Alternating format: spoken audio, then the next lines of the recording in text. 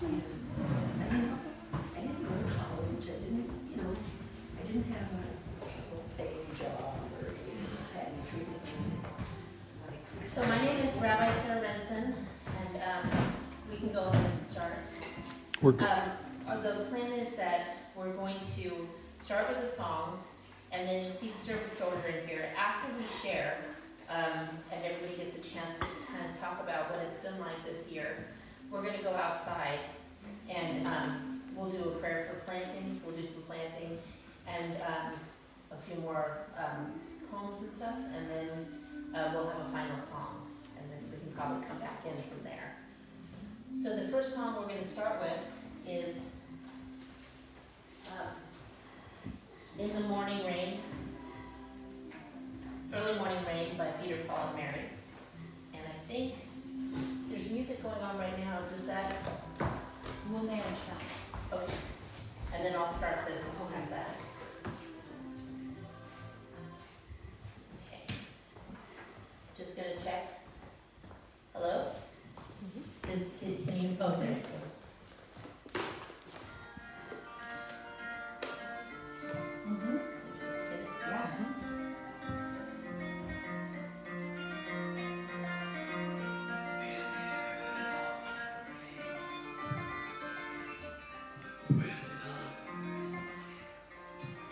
Sorry, I'm just trying to. Picking up now? Yeah, it's fine.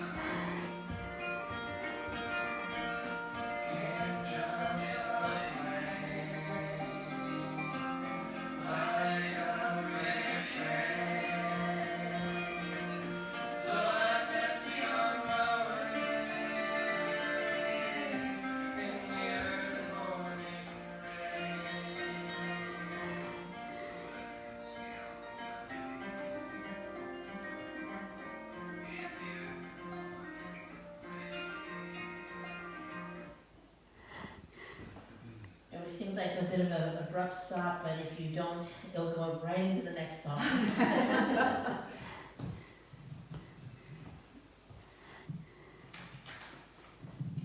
This is a little piece from Ecclesiastes. There is a season for everything, a time for every experience under heaven. A time to be born and a time to die. A time to plant and a time to uproot what is planted. A time to tear down and a time to build up. A time to weep and a time to laugh. A time to grieve and a time to dance. a time to throw stones and a time to gather stones, a time to embrace and a time to refrain from embracing, a time to seek and a time to lose, a time to keep and a time to discard, a time to tear and a time to sow, a time to keep silent and a time to speak, a time to love and a time to hate, a time for war and a time for peace. I always say that one of the best ways to help a broken heart is to share things about the person you love with the people that knew them. And we, in the Jewish tradition, have a thing called an unveiling that happens a year after the burial, where we remove a veil from the headstone. And at that time, it's a little different than a memorial service. It's a little smaller by its nature. And we usually talk about what it's been like for a loved one to be gone for a year. So what we're going to do now is go around and share. I encourage you to share memories and to talk about what it's been like this year without Ron, and the things that have kept your heart warm, and things that you can share about him so that other people know him just a little bit better through your eyes. Do you want to start? We'll have you finish. So if you would like to come up one by one and talk into the microphones, the people online can hear you too.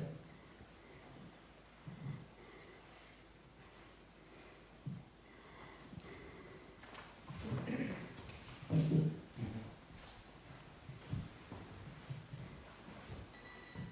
My name's Ken, and I got to work with Ron, and he worked with me on a couple of video projects.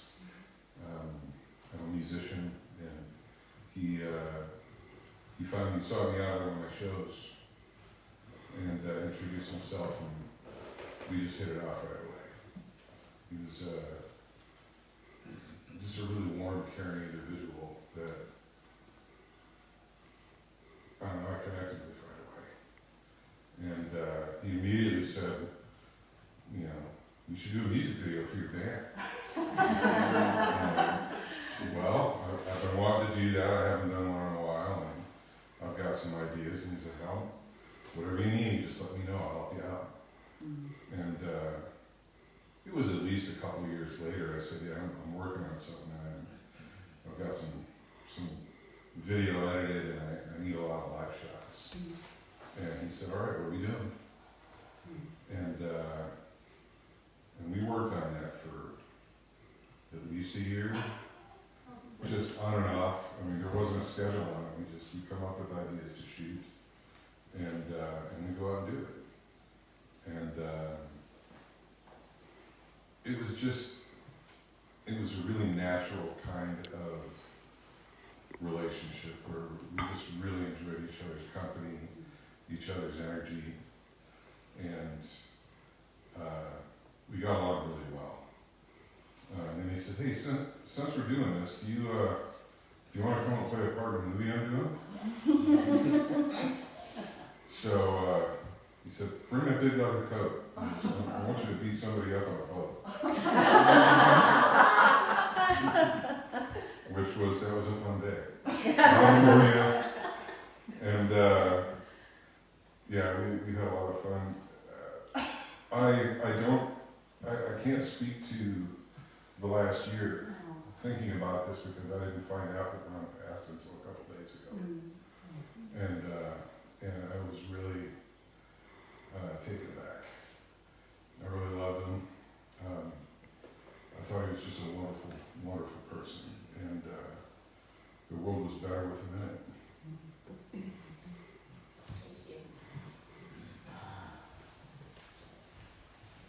You really do a great service by sharing your feelings about him and your memories, because you can see how it brings laughter. So please don't be shy. Well, I'll go because I probably knew him least of all of it during when I met him in 2020 because he was my boss for the census. And I remember I was already hating the job. And then I got this new boss, and it was Ron, and someone said, yeah, I think he's a filmmaker, some fellow actor. And I could see that he was just really focused on the job, and I was just another minion, you know, and then I think I dropped the fact that I was an actor, and he went, oh. And after that, we had stuff to talk about. And I could tell right away, what a decent guy. There was just this decency about him. And I felt like he had my back, like he was an older brother, father kind of guy, and I suspect he was that way with a lot of people. And then I met Bethany, and I heard their beautiful love story. I was just in love with both of them, and I introduced my son to you guys, and it was a couple of times we got together for beers, and it was just instant family. And he drove that. And what I remember most is I would get these texts from him. He said, have you seen the latest episode of Andor? And he turned me on, you gotta watch The Mandalorian. Truth. And then we would text back and forth about politics and whatever, and he would rant and I would rant. You know, it was just like every couple of weeks I'd hear from him, and I'd say, yeah, and this and this and this and this, and then he would always say, it is the way. Him this last year is like, there is a hole. I loved getting those texts. I love having beer with you guys. I feel closer to you now, and I'm so grateful for all of that. Grateful. Like, what a privilege to have known him.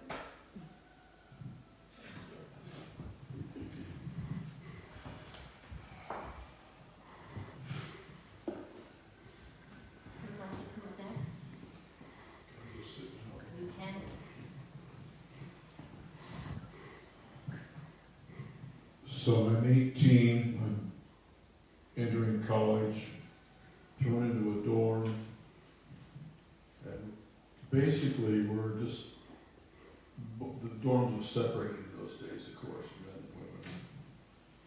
So here we are, we're just kind of bundles of testosterone banging up against each other and strutting and doing all those things that you do when you're a bundle of testosterone. And Ron was there, and I was there, and he was in ROTC, which I thought was really weird. He used to wear the field jacket, his Army field jacket, that was kind of his uniform. And I was kind of a butthead. I think he was kind of a butthead. And we banged heads. And actually, he had a kind of a fierce temper at the time. He kind of terrified me a little bit. Not that I thought he was going to attack me or do anything, but rather being subjected to that white-hot emotion would come out that at that point wasn't veiled very much. And I think maybe most of the people here experienced this in a much more modulated form, where it was controlled and shaped in a way that gave back to the world. But at this time, we were just butting heads. And, we hung out together now and then, and it wasn't terribly profound, I don't think. it's a memory that's there. So, basically 50 years go by. And I don't know how he found me. I was talking to Bethany, or I don't know, he must be good at social media. Because pretty soon I get this call from Ron West, who I hadn't thought about in half a century. And we start talking, and I become aware that this creature that I used to butt heads against had evolved into this intelligent, kind, curious, educated, completely evolved human. I thought, my God, what a gift. I mean, geez. And we would talk, and it's like, we probably could have talked for years. I'm, of course, really sorry we didn't talk more now, because as someone here said, you bring us up a subject and, Ron's engaged with it. And if he doesn't know anything about it, he'll find something out about it. He was like that. He was a sponge to information and engagement with people and events and life as it's lived, both as we like it to be lived, as it's actually lived, and the bridges between. And Ron was a bridge between all these energies. And every time we talk, I learned something. I don't know if I ever taught him anything, but I'm sure I must have. It was a profound gift that I wish I would have had more of, but I'm grateful for that I did get, that we were able to share each other's lives to the degree we did.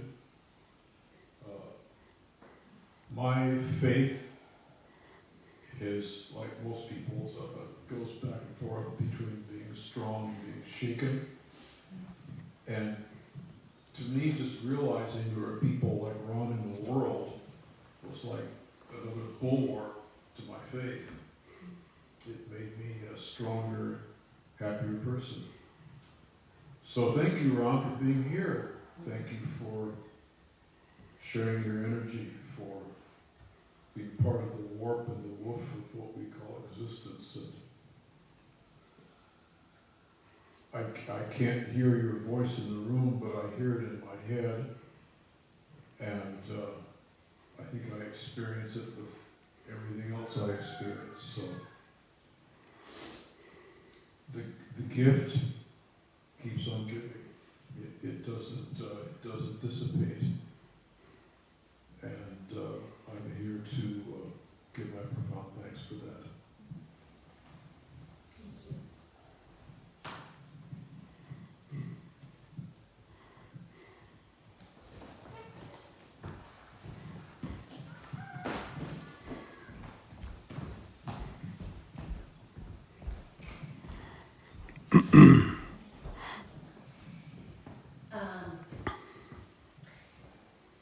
I will forever be grateful to Richard, who introduced us to Ron and Bethany.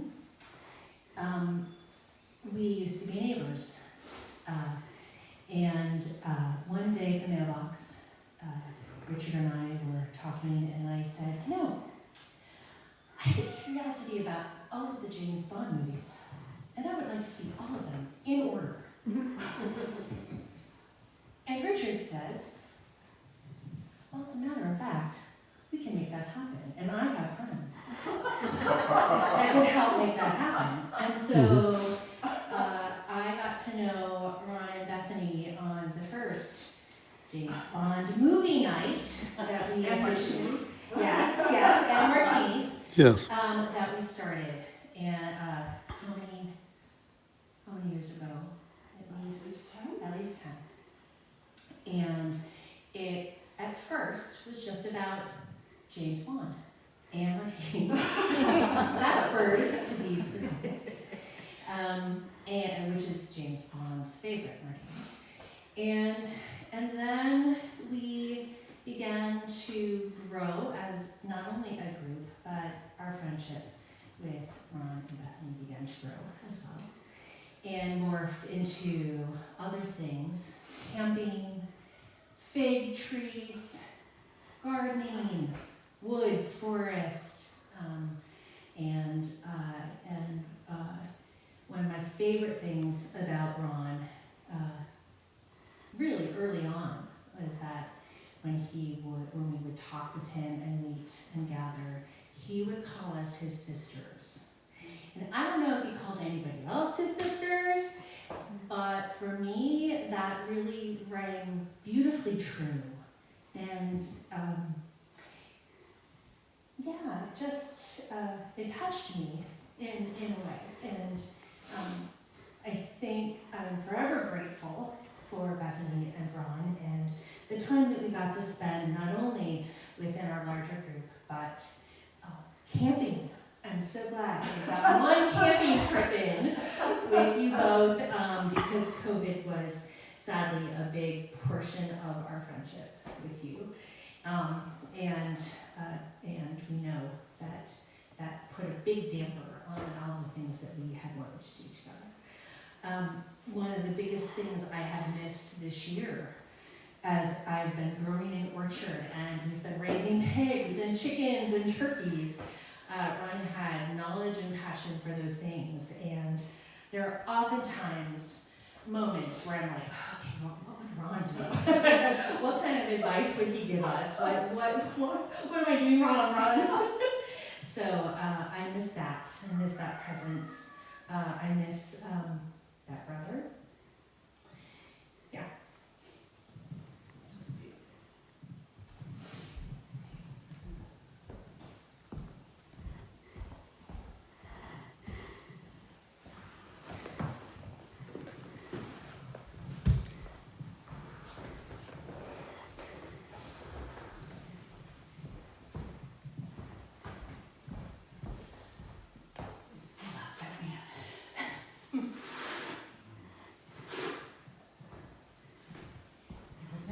Topic that I could bring up that he didn't know something about. He was amazing. This year, we wanted to make bourbon balls at Christmas. And so Bethany shared Dr. Ron's bourbon ball recipe. And they were fabulous. On the last day that he was awake, he somehow knew that it was going to be his last day awake. And so he wanted to call us. And he wanted to see our boys again because he loved it out here.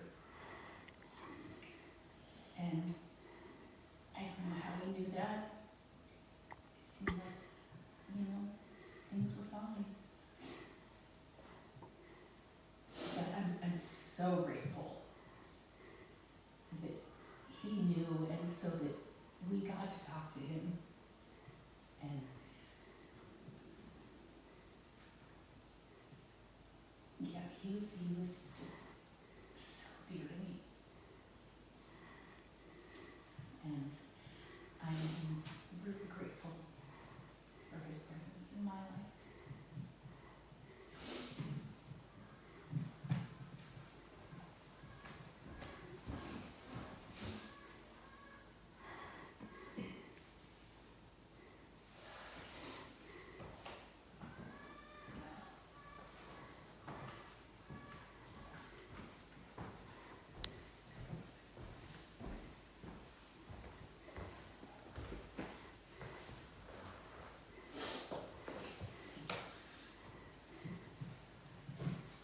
Well, the next thing we're gonna do is to go outside and do some planting, and, when you touch soil, put your hands in soil, it actually does release some chemicals that help, with, feelings of sadness.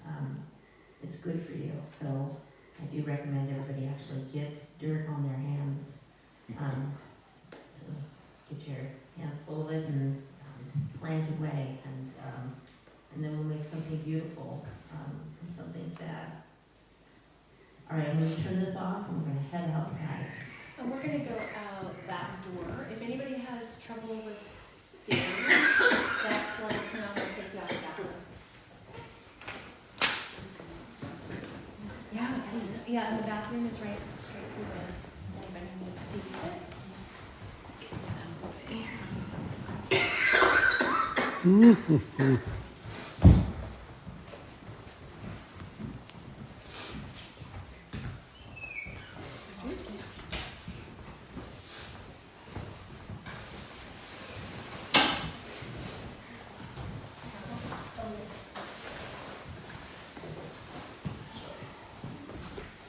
Do you want to go down the stairs?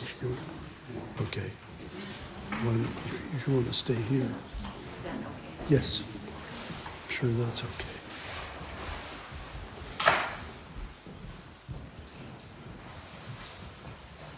Unburied spirit.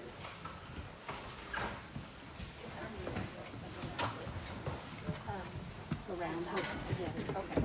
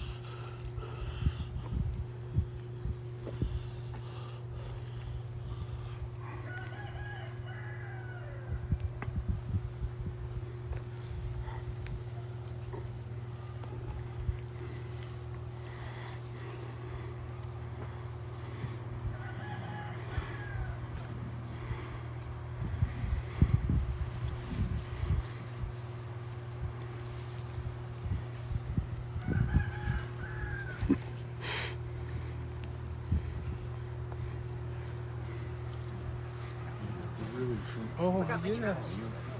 Yeah. Hey, I'm glad you said. No, actually, we did our show right before COVID hit, and we bought a house right when COVID hit. And everybody hunkered down for a couple of years. And then a lot of physical issues, knees replaced, ankles and back, and it's all arthritis. So I really can't do that anymore. Replacement of parts. I'm getting a hip next week.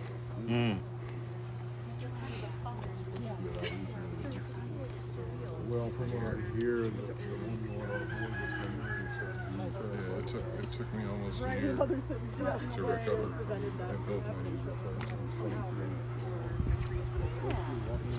Yeah.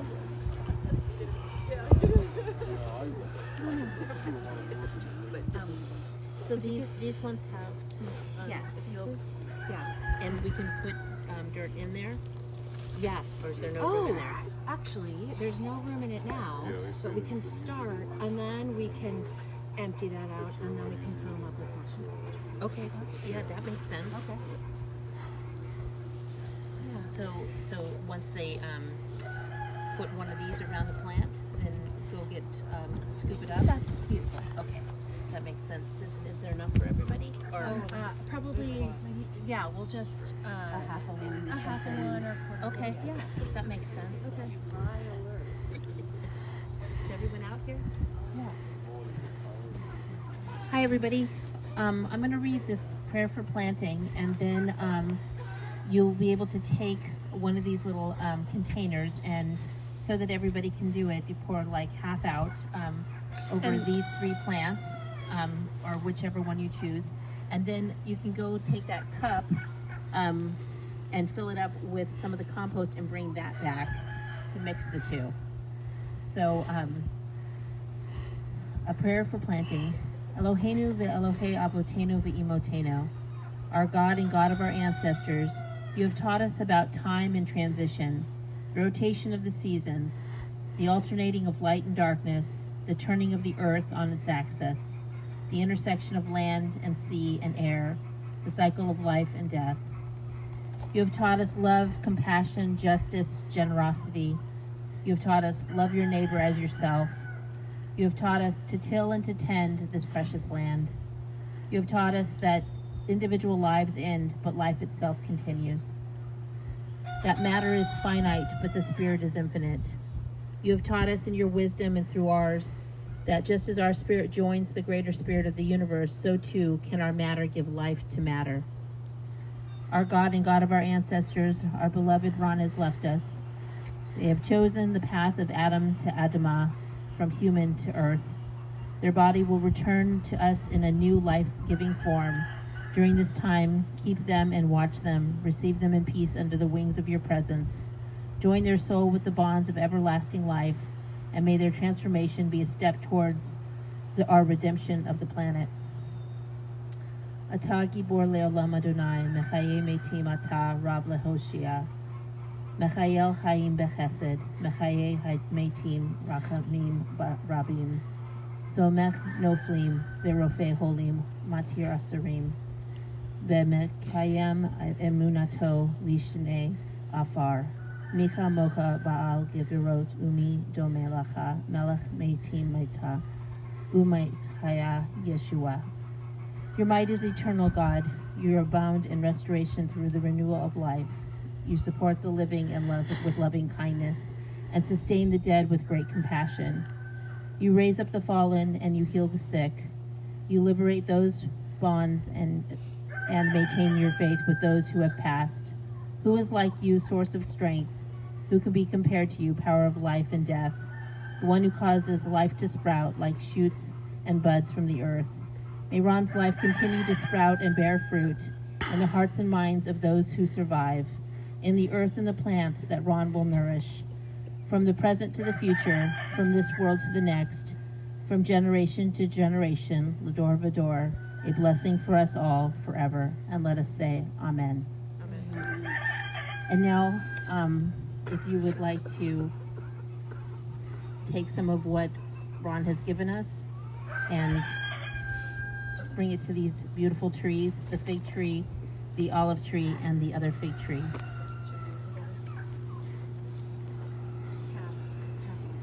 Yeah.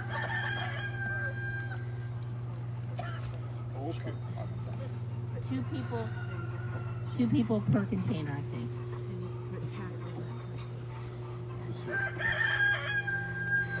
Richard, would you like to do this and I can video some? Yeah, that would be fine. Yeah, we can focus on right in the middle. Any of them are fine, but these three are the ones that Ron grew out of love. We had these in a yard, and the big ones. These were in the 45 gallon. Yeah. Yes. I was hoping I might be able to get either you or Bethany to explain on the video what is actually happening, because I don't think people will understand. Okay. So I don't know. I don't want to take her out of her experience.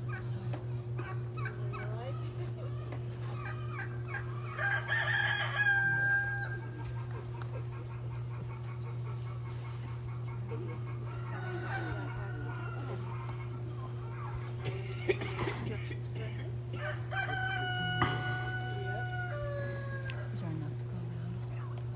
Yeah, there's one more container. Okay, that can be for you. Good. Well, do we want to do this together? Do you want to do one with Karen? With somebody? I got it. Yeah. Oh, all right. And go for the big ones. Right in here. These three big ones right in Right here. in here. Or because Ron chose to be composted, his So composted once remains. empty that container, you can grab dirt from the pile and dip it. So we're spreading his remains around these 3 beautiful trees that he has grown for 2 decades in pots. They're finally being planted.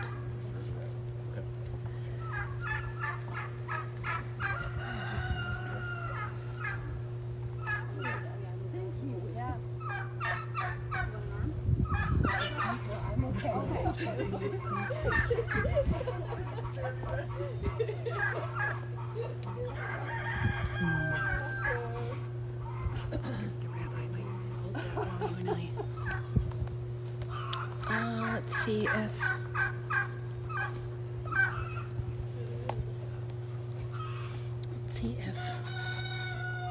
could you willing to hold the iPad? happily, yes.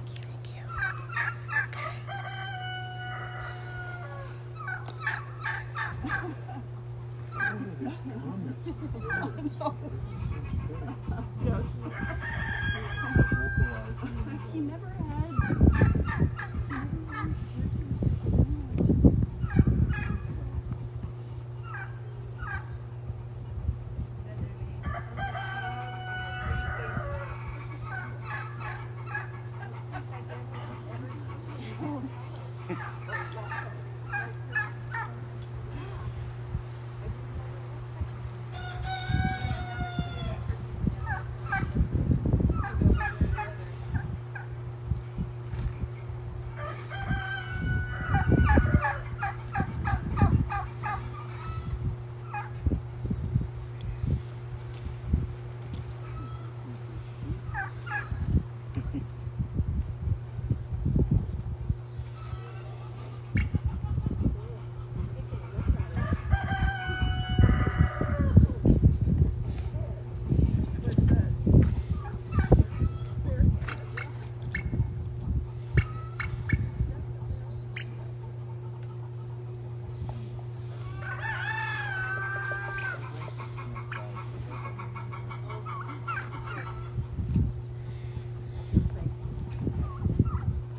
I don't know. Ravens don't have a brain that's much bigger and they remember everybody. It's like maybe all the brain power goes right towards that. Sorry.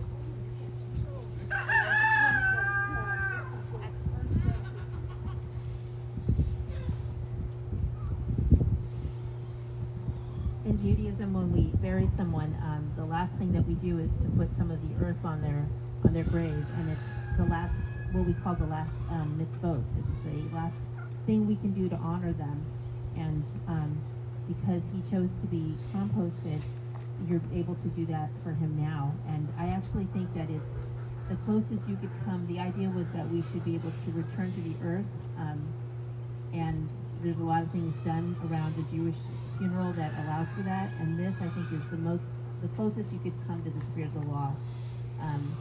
So I hope more people do it. It's a really beautiful thing to be able to do.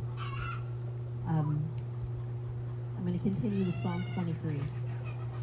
God is my shepherd, I shall not want. God makes me lie down in green pastures, leads me beside still waters, and restores my soul. You lead me in right paths for the sake of your name. Even when I walk in the valley of the shadow of death, I shall fear no evil, for you are with me. Your rod and your staff, they comfort me. You have set a table before me in the presence of my enemies. You have anointed my head with oil, and my cup overflows. Surely goodness and mercy shall follow me all the days of my life, and I shall dwell in the house of God forever. And the next thing we're going to do is a poem called We Will Remember. And after I say each sentence, you can say, we will remember him. In the rising of the sun and in its going down, We will remember him. in the blowing of the wind and in the chill of winter, We will remember him. in the opening of buds and the rebirth of spring, We will remember him. in the rustling of leaves and in the beauty of autumn, We will remember him. in the beauty of the year and when it ends, We will remember him. when we are weary and in need of strength, We will remember him. when we are lost and sick at heart, We will remember him. when we have joy we yearn to share. We will remember him. So long as we live, Ron shall live, for he is now a part of us as we remember him.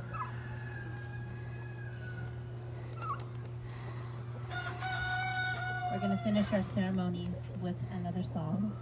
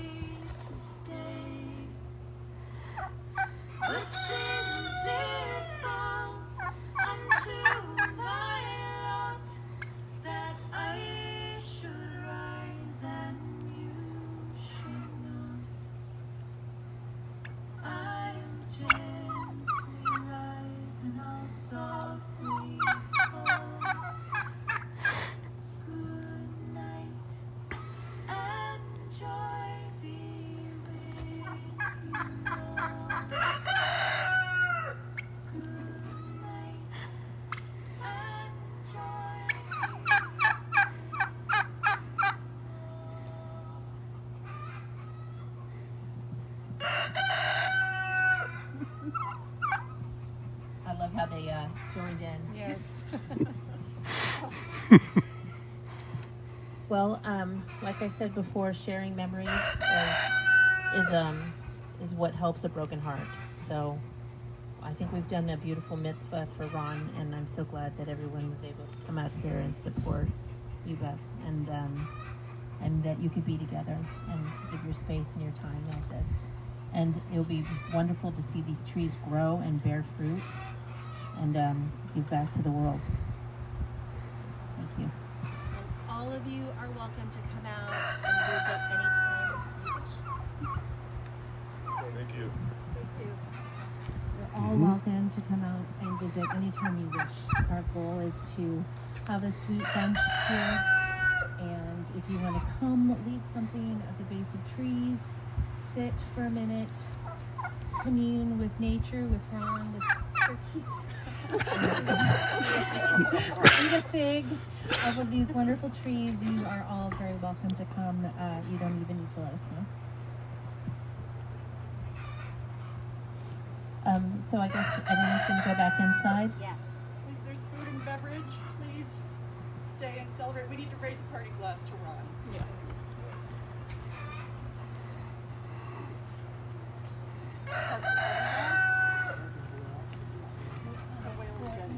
And your beauty back into the home without the stairs. Okay. Do you want me to take this to your car? Are the turkeys going to be with us? No, we are going to try to leave them out, but I think if we opened up their pen, they would come out. They would probably come into the house with There's us. a lot more to it. They're very friendly. You cannot escape their presence. No, they're beautiful. That's Major Tom and the Space Girls. Yeah. Yeah. And the Yeah. Space Girl. And the Space I Girls. love it. It is so appropriate that Major Tom was trying to take over the whole. He I was trying know. to upstage Oh my the gosh, whole he thing. does. And It'd be perfect. Ron would love that. I know, right? You know? Yeah. It's what roosters do. It's their job. I know. Yeah. It's and he's he's Okay, where's my treat? I know, right? Ground control to Major Tom. Yeah, ground control to Major Tom. Yeah, I'm here. Yeah, I'm a pacing. it's great. Okay. All right, you guys going to go around that Yeah, way? we're gonna go around this side. Good. Thank you. And then raise a glass. But it was the party glass. But it's really about, it's song about just leaving. It's where you're departing the group. So before Old Lang Syne was written, it was a popular tune to use at the end of gatherings. Before Bobby Bruce started. But yeah. What was the name of the movie you mentioned? Oh, Waking Ned Divine. It's at the end of that as well. Not the Waylon Jennings version, but a really beautiful version that another beautiful version you can play inside with Irish Cayley music. And there are hundreds of versions of it out there, but there's verses to it. I want to get Dean with Ron's fedora on. Oh yes. I want people to see that yes. before we go. So I don't know if you guys noticed Dean, the skeletal bartender inside. He's wearing Ron's fedora and his Groucho glasses because, Ron's sense of humor. Chris and Kimber thought maybe he was too macabre and they removed him. I'm like, oh no. Ron would want him here. Yes. I kept looking over at him and going, who's this guy? Oh, hi. He kept fooling me. When Chris and Kimber bought this place, the only building was that shop building, and they built a tiny apartment into it. And at first they were just living in the shop while they did that. That building over there. And wow. a little while, a few years after that, Howdy, girls. a year, 1 to 2 years after that, they got married here on this whole area here. So they could be married in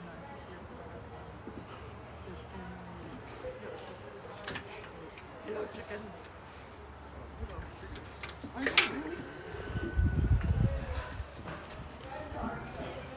Yeah, so there's this horrible little that they were renting.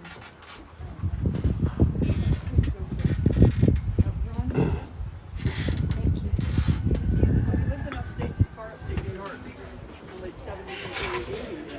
We had an organic farm where he raised pigs. And he was known as the pig man.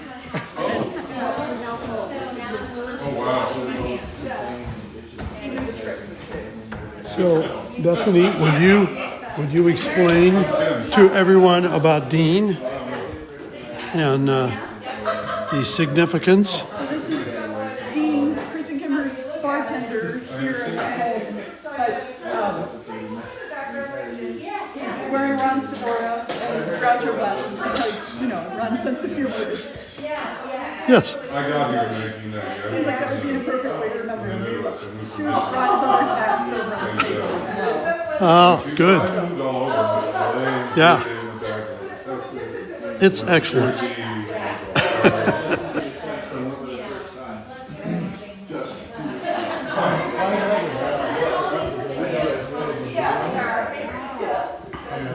I was up in Panhandle, and I didn't like it at all, but Austin, totally didn't love Austin.